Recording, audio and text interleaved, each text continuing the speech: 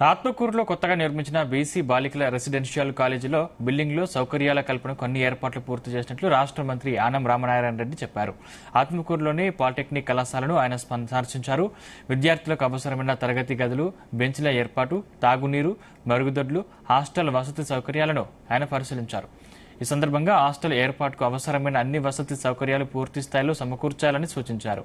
ప్రధానంగా అదనపు మరుగుదొడ్లు, హాస్టల్లో విద్యార్థులు ఉండేందుకు మంచాలు, డైనింగ్ టేబుల్ ఏర్పాట్లు మొదలైనవి వెంటనే ఏర్పాటు చేయాలన్నారు.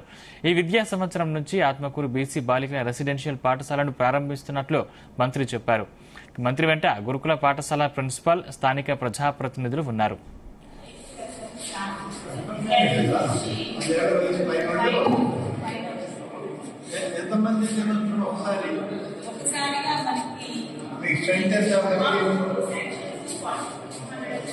ఓపెన్ చేయాలి కదా, వచ్చిన చూద్దామని ఇప్పుడే వచ్చా. ప్రిన్సిపల్ గారు వాళ్ళు ఉన్నారు, ఇక్కడ మా వాళ్ళందరూ కూడా ఉన్నారు.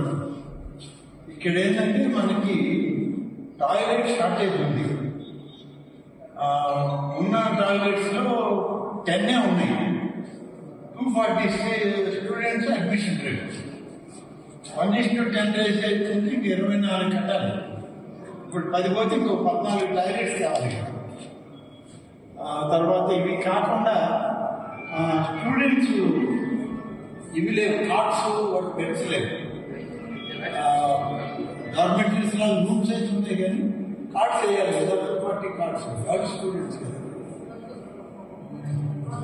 డస్కులు పాలిటెక్నిక్ కాలేజ్ వాళ్ళే ఇచ్చారు, ఇక్కడికి వాళ్ళు డస్కులు ఇచ్చారు, కానీ అవి కొంచెం రస్ట్ పట్టి ఉండే, క్లీన్ చేసి పెయింటింగ్ వేసుకోవాలి. ఇంకా లైట్లు, ఫ్యాన్లు అవన్నీ ఉంటాయి. ఇవి బ్యాలెన్స్ వర్క్ చిన్న చిన్నవి ఉండేవి.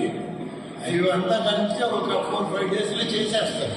కరెక్ట్గా వర్క్ పెడితే మనం దాంట్లో మనం మంత్ ఎండ్కి ఓపెన్ చేసేయచ్చు. ఇక్కడ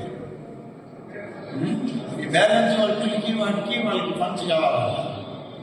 అంటే మీరు ఇస్తారా, మేము ఇవ్వాలా, ఏంటంటే మిగతా అన్ని కంప్లీట్ చేస్తారు.